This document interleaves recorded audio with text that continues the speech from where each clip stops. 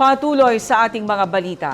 Nanawagan ng mas matatag na pagkakaisa sa buong BARMM si Basilan Governor Mujib Hataman kasunod ng kanyang paglagda sa Statement of Support sa pamumuno ni Bangsamoro Interim Chief Minister Abdul Rauf Sami Gambar Makakua kasama ang 4 pang gobernador ng rehiyon.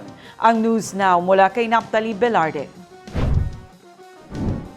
Nanindigan si Basilan Governor Mujib Hataman sa panawagan para sa mas matatag na pagkakaisa sa buong komunidad ng Bangsamoro matapos siyang lumagda kasama ang 4 pang gobernador ng rehiyon sa isang manifesto ng suporta sa pamumuno ni Bangsamoro Chief Minister Abdul Rauf Sami Gambar Makakua noong November 4.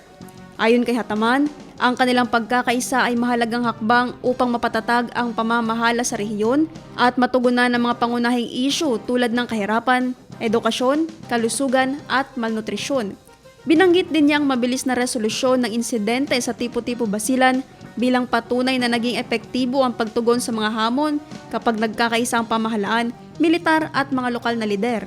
Nanawagan din si Hataman na agad na magpatawag ng Council of Leaders at magdaos ng summit na dadaluhan ng mga halal na opisyal, tradisyonal at relihiyosong pinuno, kababaihan, kabataan, katutubo at mga settler community upang pag-usapan ng mga kasalukuyang hamon ng Bangsamoro. Ngayon ang panahon para isantabi aniyang politika at magkaisa. Ang pinakamataas aniyang hangarin ay ang isang Bangsamoro na may hustisya, kapayapaan at pagunlad para sa lahat. Naphtali Velarde, iMinds, Philippines.